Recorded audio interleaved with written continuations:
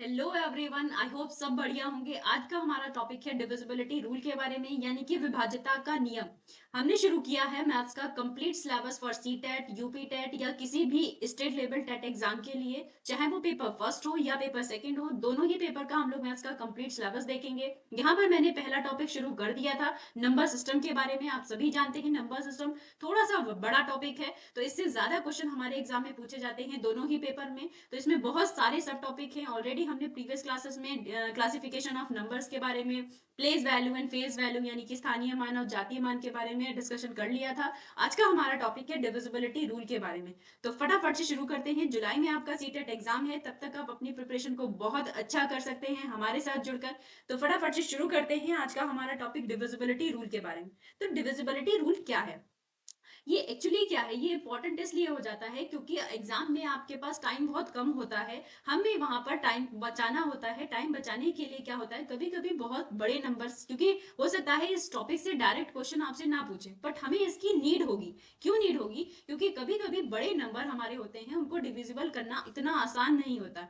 तो ये divisibility rule वहां पर हमें हेल्प करेंगे कि हम उस नंबर को पहचाने कि किस नंबर से वो कंप्लीट डिविजिबल होगा, तो उससे हमारा टाइम भी बच जाएगा। और सबसे जरूरी बात यह है कि इनडिविजिबिलिटी रूल को याद करना है। और ये सेशन लास्ट तक आप देखेंगे तो ये डिविजिबिलिटी रूल याद करने नहीं पड़ेंगे आपको, मैं आपको याद करा दूंगी। ठीक है, जैसे ही ये सेशन खत्म होगा, सेशन के एंड तक आपका डिविजिबिलिटी रूल आपको याद हो चुके होंगे, आपको पता भी नहीं चलेगा। ठीक है, तो फटाफट से शुरू करते हैं। पहला हमारा डिविजिबिलिटी रूल टू से देखते हैं। टू से हमारा डिविजिबिलिटी रूल चेक करने के लिए सबसे पहले देखना पड़ेगा उसके यूनिट प्लेस डिजिट को। यानी कि हमें क्या करना है, अगर हम देखते हैं कि यूनिट डिजिट उसकी जीरो है किसी भी नंबर में जिसमें हमें डिविजिबिलिटी चेक करनी है कि वो टू से डिविजिबल है या नहीं है, तो हम कहेंगे कि अगर उसके यूनिट प्लेस पर जीरो लिखा है या कोई भी इवन नंबर लिखा है, तो हम कहेंगे कि वो नंबर कैसा होगा, कंप्लीट डिविजिबल बाय टू से होगा। एग्जाम्पल के थ्रू समझते हैं। जैसे मैंने यहाँ पे लिख दिया 25628। अब इस नंबर को चेक करना है कि क्या ये कंप्लीट डिविजिबल बाय टू है। तो सबसे पहले इसके यूनिट डिजिट को देखेंगे। यूनिट डिजिट अगर इसका इवन नंबर है या कोई भी जीरो नंबर है, तो हम कहेंगे कि ये टू से डिविजिबल कंप्लीट नंबर जो होगा वो टू से डिविजिबल होगा। ठीक है, तो याद रखेंगे कि जिस भी नंबर के लास्ट डिजिट में या यूनिट डिजिट पर क्या क्या हो, जीरो हो, टू हो, फोर हो, सिक्स हो या एट हो, इनमें से कोई भी नंबर आपको यूनिट डिजिट पर यानी कि इकाई के स्थान पर दिख गया, तो हमें समझ में आ जाएगा वो गिवन नंबर है, वो कंप्लीट पूरी तरीके से दो से विभाज्य होगा। जैसे हमारा एग्जाम्पल में ये नंबर लिखा है, इसके यूनिट डिजिट को यानी कि इकाई के स्थान को देखा, टू है, इसका मतलब ये पूरा नंबर टू से डिविजिबल होगा। ओके, यहाँ पर थर्ड यानी कि डिविजिबिलिटी रूल टू थ्री से पढ़ने के लिए पहले हमें क्या करना पड़ेगा, फोर से पढ़ना पड़ेगा, क्योंकि फोर और टू, एट और सिक्सटीन, ये चार डिविजिबिलिटी रूल सेम है। किसके किसके? टू, फोर, एट और सिक्सटीन, इनका सेम डिविजिबिलिटी रूल है। कैसे?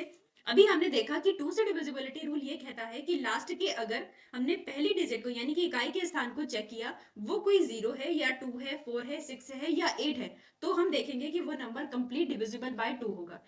एज इट इज हमें फोर से डिविजिबिलिटी रूल देखना है तो लास्ट के टू डिजिट को देखना होगा। अगर लास्ट के टू डिजिट हमारे कंप्लीट डिविजिबल बाय फोर हो रहे हैं, तो हम कहेंगे कि वो जो गिवन नंबर है वो भी कंप्लीट डिविजिबल बाय फोर होगा। फॉर एग्जाम्पल, ये जो मैंने देखा, ये नंबर लास्ट के टू डिजिट को देखना है। लास्ट के टू डिजिट एट और फोर हैं। 84 पूरी तरीके से चार से विभाज्य है, इसका मतलब है ये हमारा जो गिवन नंबर है ये भी हमारा पूरी तरीके से चार से विभाज्य होगा। ठीक है, इसके बाद मैंने क्या बताया, सेम डिविजिबिलिटी रूल किसका होता है, एट का।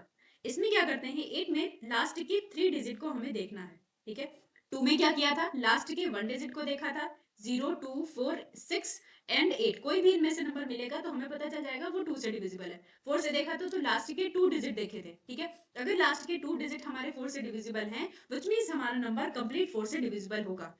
एट में क्या करना है, सेम कंडीशन है, बट लास्ट की थ्री डिजिट को हमें चेक करना है। लास्ट की थ्री डिजिट अगर हमारे एट से कंप्लीट डिविजिबल हैं, तो इसका मतलब है कि जो गिवन नंबर होगा वो भी हमारा कंप्लीट एट से डिविजिबल होगा।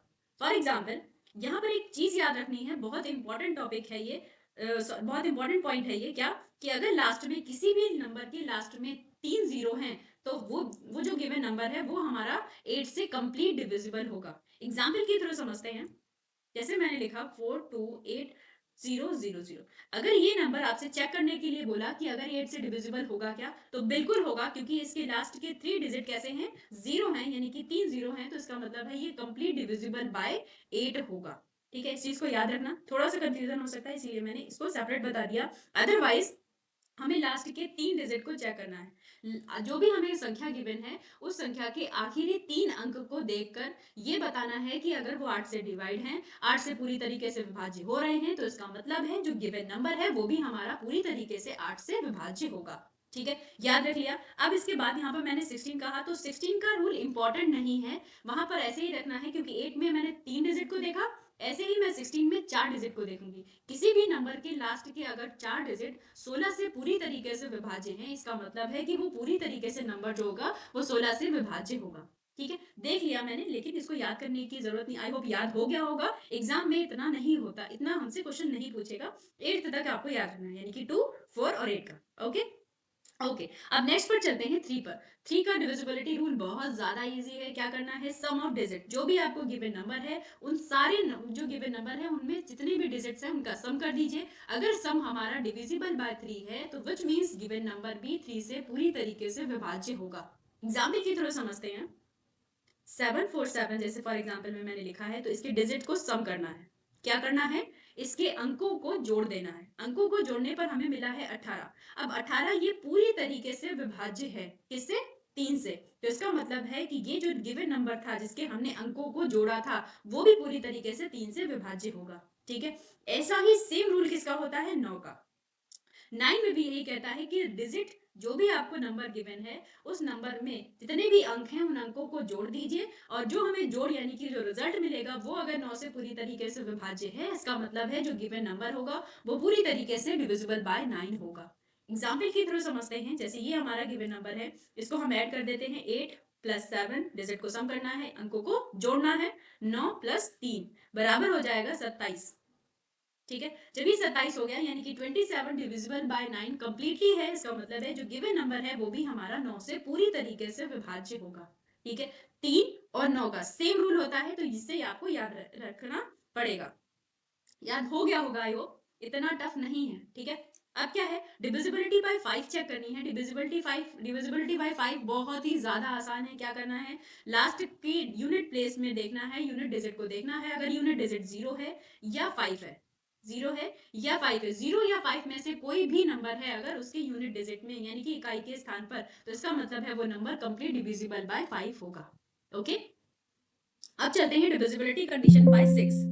डिविजिबिलिटी कंडीशन बाय 6 बहुत आसान है। कोई भी नंबर गिवन है, अगर वो हमें 6 से डिविजिबल चेक करना है, डिविजिबिलिटी उसकी चेक करनी है, तो हम देखेंगे कि वो नंबर 2 से डिविजिबल होना चाहिए, पहली कंडीशन। एंड दूसरी कंडीशन, वो नंबर हमारा 3 से भी डिविजिबल होना चाहिए, तो हम कहेंगे कि वो नंबर जो है गिवन नंबर 6 से डिविजिबल होगा। 2 और 3 की कंडीशन मैंने ऑलरेडी डिस्कस कर ली है कि हमें उसे कैसे चेक करना है कि वो नंबर 2 से डिविजिबल है और 3 से कैसे डिविजिबल होगा। ओके ओके, अब लास्ट कंडीशन हमारी जो बचती है वो 11 का डिविजिबिलिटी कंडीशन है, और बहुत इंपॉर्टेंट है, बहुत ज्यादा आपको याद रखनी है। अच्छे से क्वेश्चन बहुत ज्यादा पूछे जाते हैं इस पर, और जितने अभी डिविजिबिलिटी रूल हमने पढ़े हैं उससे एकदम डिफरेंट है। ठीक है, देखते हैं क्या करना है। जो गिवन नंबर, अगर कोई आपके पास गिवन नंबर है और हमें 11 से डिविजिबिलिटी चेक करनी है, तो क्या करेंगे, जो भी हमारा नंबर पे सम कहते हैं कि इवन नंबर, यानी कि इवन प्लेस पर जो जो अंक लिखे हैं और जो ऑड प्लेस पर अंक लिखे हैं, इवन प्लेस के अंकों को यानी कि डिजिट्स को सम कर देना है,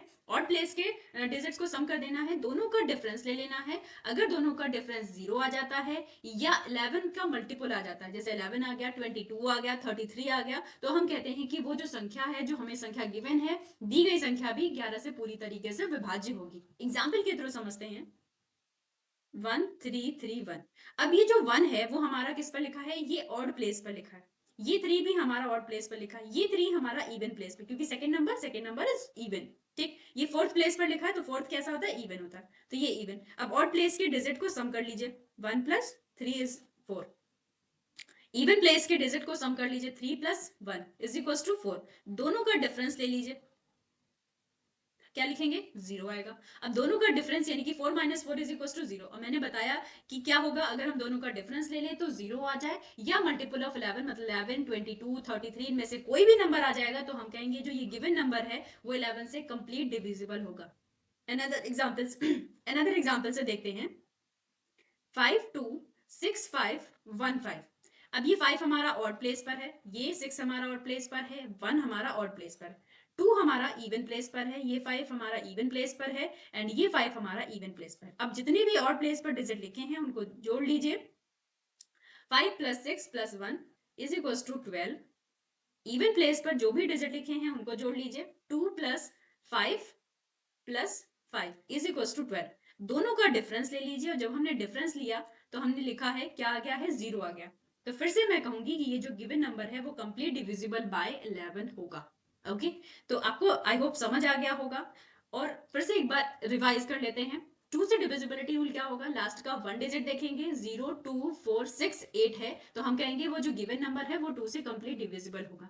ओके, 3 से डिविजिबिलिटी रूल क्या कहता है, 3 से कहता है कि डिजिट को अगर हमने सम कर दिया है और वो जो रिजल्ट आया है हमारे पास वो अगर हमारा 3 से कंप्लीट डिविजिबल है, इसका मतलब जो गिवन नंबर है वो भी हमारा कंप्लीट डिविजिबल बाय 3 होगा। ओके, 4 में क्या करना है, 4 में लास्ट के 2 डिजिट को देखना है। लास्ट के 2 डिजिट अगर हमारे 4 से कंप्लीट डिविजिबल है जिसका मतलब है कि जो गिवन नंबर है वो भी हमारा कंप्लीट डिविजिबल बाय 4 होगा। ओके, 5 का क्या करना है, 5 का डिविजिबिलिटी रूल ये कहता है कि अगर यूनिट प्लेस पर 0 है या 5 है तो हम कहेंगे कि वो नंबर हमारा कंप्लीट डिविजिबल बाय 5 होगा। ओके, 6 क्या कहता है, 6 में अगर कोई नंबर गिवन है तो वो हम पहले उसका 2 से डिविजिबिलिटी रूल चेक करेंगे, फिर 3 से चेक करेंगे। अगर दोनों से वो विभाज्य हो सकता है तो इसका मतलब वो 6 से भी विभाज्य होगा। ओके, 8 का डिविजिबिलिटी रूल क्या कहता है, 8 का डिविजिबिलिटी रूल ये कहता है कि लास्ट के 3 डिजिट को हमें देखना है। लास्ट के 3 डिजिट अगर 8 से कंप्लीट डिविजिबल हैं तो इसका मतलब है जो गिवन नंबर है वो भी हमारा 8 से कंप्लीट डिविजिबल होगा। 9 का सेम रूल 3 का होता है कि डिजिट को सम कर दिया, अगर हमारा सम 9 से कंप्लीट डिविजिबल है इट मींस कि हमारा जो गिवन नंबर है वो भी हमारा 9 से कंप्लीट डिविजिबल होगा। ओके, 11 का रूल मैंने बता दिया है कि इवन प्लेस डिजिट को सम कर लीजिए, ऑड प्लेस डिजिट को सम कर लीजिए, दोनों का डिफरेंस ले लीजिए और अगर उनका डिफरेंस 0 आ जाता है या कोई भी मल्टीपल ऑफ 11 आ जाता है लाइक 11 11 22 33 कुछ भी आ जाता है तो हम कहेंगे जो गिवन नंबर है वो 11 से डिविजिबल होगा कंप्लीटली। ओके, आई होप ये सेशन खत्म होते आपको याद हो गई होंगे डिविजिबिलिटी रूल। लेकिन सबसे जरूरी बात क्या है कि याद करना लास्ट नहीं है, याद करना जरूरी है लेकिन लास्ट थिंग नहीं है। लास्ट थिंग इसमें क्या है, डिविजिबिलिटी रूल को पढ़ लिया, याद कर लिया और सबसे जरूरी ये है कि इनको अप्लाई करना है। अप्लाई करने के लिए आपको हैबिचुअल होना पड़ेगा, क्योंकि अगर हमने इनके साथ आदत नहीं डाली, इनको अप्लाई करने की आदत नहीं है हमारी, तो हम इसको अप्लाई नहीं करेंगे एग्जाम में। ये फैक्ट है इस बात का कि डिविजिबिलिटी रूल कितना भी आपको रटे क्यों ना हो, लेकिन अगर आपने इनको अप्लाई करने की आदत नहीं डाली है तो आप एग्जाम में अप्लाई नहीं करेंगे। आपको वो मेथड जो आप बचपन से करते आ रहे हैं वही मेथड आपको इजी लगेगा, इसको आप छोड़ देंगे। तो सबसे जरूरी है कि आप इनको अप्लाई करने की आदत डालें, वो हमारी प्रैक्टिस से होगी, क्योंकि आपको पता है हर सब्जेक्ट को याद किया जा सकता है बट क्या है, मैथ हमारी प्रैक्टिस से ही होती है। मैथ्स के लिए आपको प्रैक्टिस करने की जरूरत पड़ेगी। ओके, आई होप ये सेशन आपको पसंद आया होगा। मिलते हैं नेक्स्ट सेशन में नेक्स्ट सब टॉपिक नंबर सिस्टम के बारे में। ओके।